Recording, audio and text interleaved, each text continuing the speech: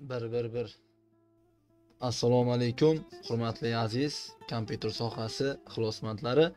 Yana bir bora ayni vaqtda sizlar bilan g'oyibona ko'rishib turganimizdan bag'oyatda xursandman. O'lkamizda qish, yangi yil yaqinlashib kelmoqda. Barchaga kirib kelayotgan yangi yil chin yurakdan muborak bo'lsin va xudo xolasa nima niyatlaringiz bo'lsa, bu yilda erishmagan, albatta kelgusi yilda erishlaringizni chin yurakdan tilab qolaman. Shu o'rinda o'zimga ham. Bugungi 54-amaliy mashg'ulotimiz ham judayam chiroyli holatda va mazmunli o'tishiga tarafdoriman va harakat qilaman foydali ma'lumot ulashishga. Xudo xolasa sanoqli darslardan so'ng Word amaliyot darslarimizni tugatamiz hamda PowerPointga qarab yo'l olamiz. Tayyor bo'lsalaringiz boshladik. Bugun sizlar bilan bo'yin bog', ya'ni basic tayyorlashni o'rganamiz. Aynan maktab o'quvchilari uchun. Avvalambor maket, razmer, durgo'y razmer bo'lmagandan qog'oz razmerini to'g'rilab olamiz. Men 6 sm eniga, bo'yiga 9 sm qilib olganman. Yana o'zgartirib olishlaringiz mumkin. Xayolimda 9 sm ko'proq bo'lib ko'rinyapti. Buni kamaytirib qo'yish kerak. Taxminan 8 u 3 qilamiz. Okey, mana bo'ldi. Endi azizlar, nimadan boshlaymiz? Ishni birinchi dizayn berishdan boshlaymiz. Stavka bo'limi, figura bo'limi, dumaloq shaklni tanlab shift bilan chizib olamiz. Buni chetini olib tashlaymiz va qora rang beramiz. Xo'p, azizlar, shunaqa holatda bo'ladi. Demak, qog'ozimizni teng yarmini egallaydi desam mubolag'a bo'lmaydi va buni Ctrl bilan tortaman va bunga alohida bitta rang beraman va orqaga o'tkazaman nazarniy plan qilib. Mana shunaqa tura qolsin. Xuddi yana shunday Ctrl bilan tortaman mishkaning o'ng tarafi.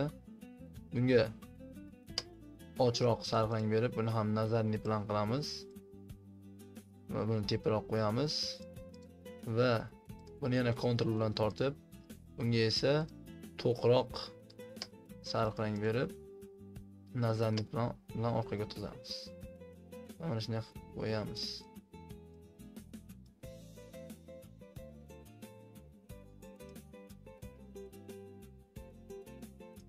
Xo'p, mana azizlar, xuddi shunaqa ko'rinishni o'zida aks etadi bizning loyihamiz.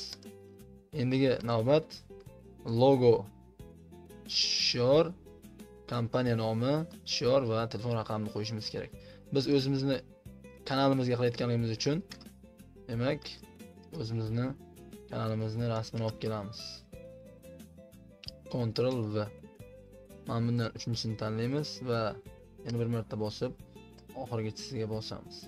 Va buni dumaloq shakl qilish uchun format rисунок bo'limidan abreviatdan pofiguradan dumaloq shaklni tanlaymiz.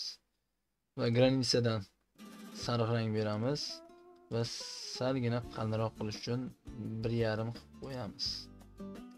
Va shift bilan kichraytirib olamiz.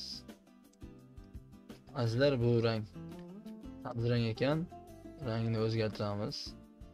Sariq rang qilib, chetini esa 1 qilib qo'yaylik. Bo'ladi bizga mana. Taxminan mana shunaqa o'rtaroqda tursin. Mana. Demak, biz endigi navbatda ma'lumot olib kelishimiz kerak. Kanalimiz nomi va shiori va nomeri bo'ladi.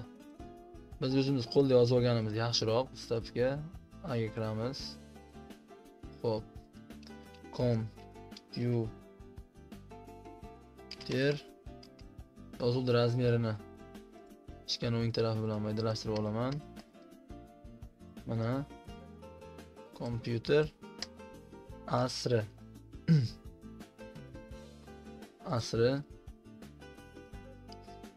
maktabi deb qo'yamiz va kompyuter asri maktabi degan yozuvni xuddi shunaqa holatga qo'yib, mishkan o'ng tarafi orqasini olib tashlaymiz chetini ham olib tashlaymiz.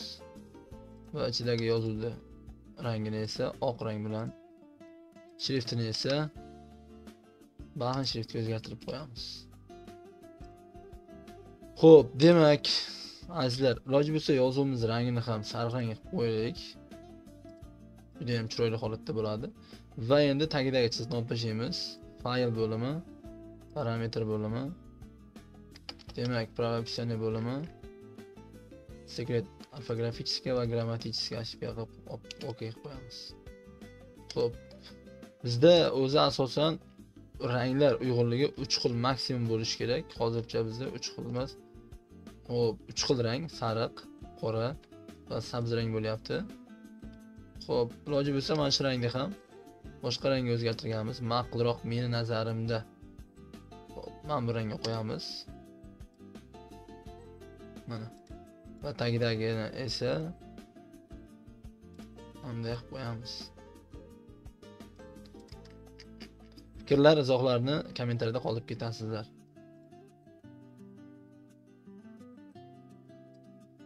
Xo'p, ana endi biz shiorimizni yozishimiz kerak bo'ladi. Shiorimiz maqsadlar birlashgan maskan. Maqsadlar birlashgan maskan degan so'zni olg'a suramiz va kichraytiramiz.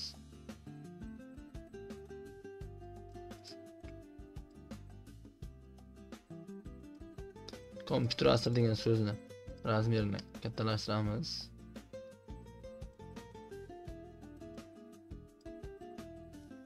Mana logomizni bu yoqqa suramiz.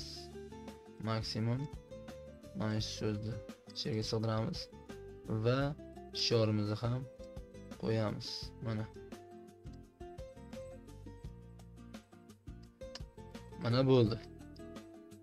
Xo'p, demak, ana endi o'quvchini rasmini olib kelib olishimiz kerak o'rtaga.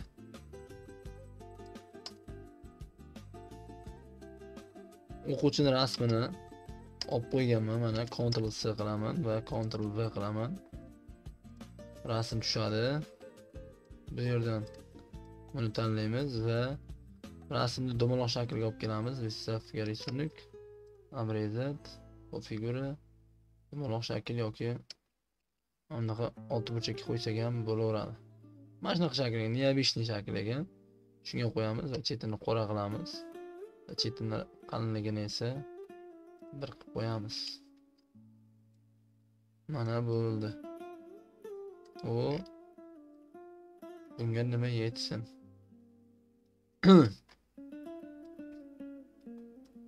Mana tura qolsin.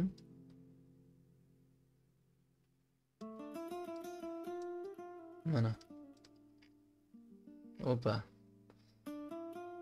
Ana endi mana bu shaklni shift bilan tanlayman va Ctrl bilan tortaman. Hop, buni ham nazarniy plan bilan orqaga o'tkazaman va mana bu yerga olib kelaman. Olib kelganda ham mana buni yuqoriga qo'yamiz, buni pastga tushiramiz. Mana. Taxminan shunaqa ko'rinishda oladi. Xo'p, mana bu rangni ham olaman Ctrl bilan. Buni ham nazarniy plan bilan orqaga o'tkazamiz. Va buni ham sariq rangda. Mana bu yerga qo'yamiz va mana buni ham chiroyli qilib shu yerga joylashtirsak nima deysizlar? Yoki mana bunaqasigami? Men nazarimda mana buni chiroyliroq turdi. Xo'p. Ana endi shu holda bizga nimalar kerak bo'ladi? Endi o'quvchining ism familiyasi, ID raqami, nechinchi sinfda o'qishligi va telefon raqami, adresini va podpiska, ya'ni imzosi bo'lishi kerak. Demak, shuni nusxalaman, Ctrl C va Ctrl V qilaman. Yozuvni razmerini kichraytiraman. Mana. Xo'p, buni to'g'rilab olamiz. Yozuv shriftini baxin shrift qilamiz. Mana tarqoq shrift bo'la qolsin. Mana. juda ham chiroyli mana ko'rinishga ega bo'lyapti.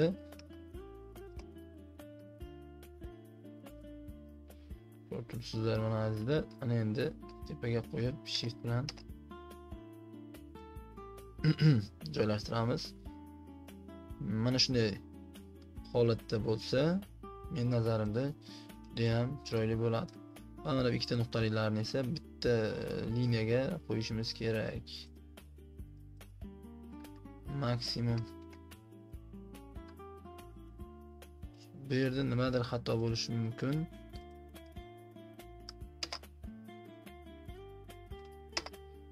Hammasini to'g'rilab chiqamiz. Xo'p, demak, mana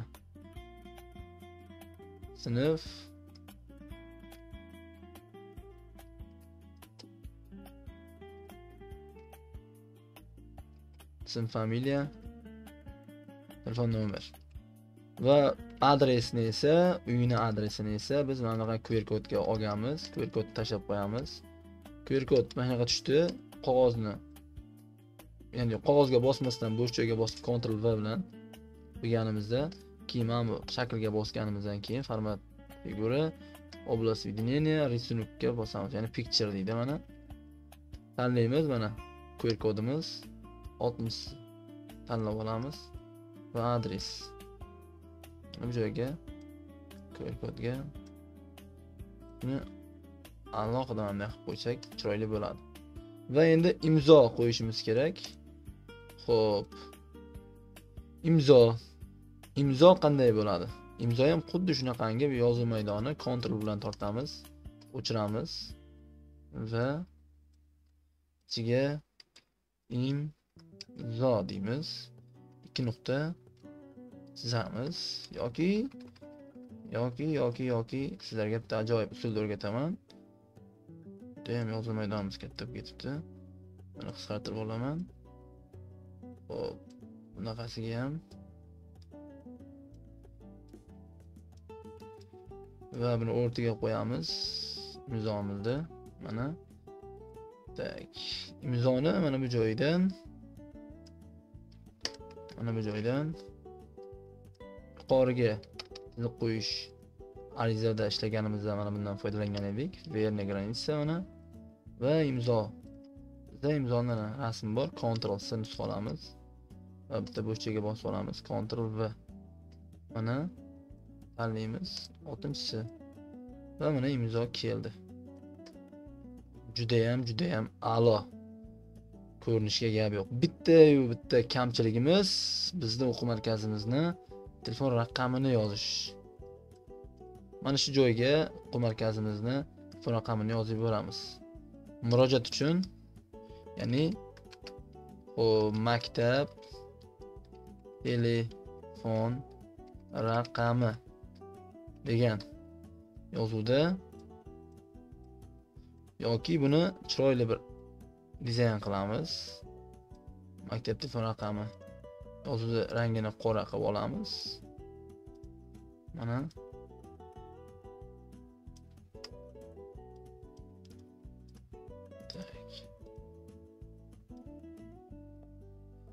maktab telefon raqami. Xo'p. Azizlar, bir tomonlama bo'lgani uchun shunaqangi noqulaylik bo'lyapti.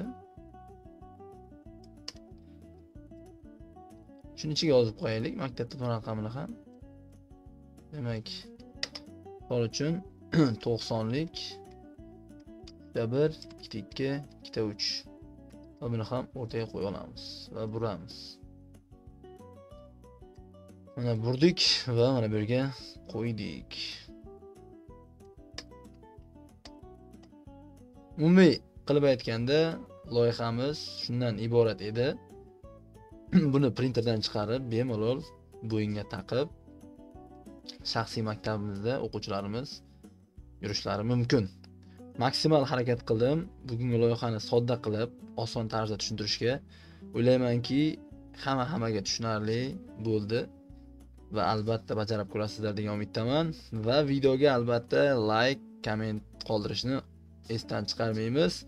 anchadan beri videoni kuzataman. Yuqoridagi videolarimizga kommentlar juda ham kam, reaksiyalar juda ham kam. Azizlar, menga motivatsiya sizlardan faqatgina reaksiya va layklar bo'ladi va yaxshi izohlar. Shuning uchun sizlar meni tushundilaringiz. Men sizlarga yaxshi darslarni tayyorlashga harakatni to'xtatmayman. E'tiborlaringiz uchun rahmat. Keyingi darslarda g'oyibona ko'rishguncha sog' bo'linglar. Assalomu alaykum.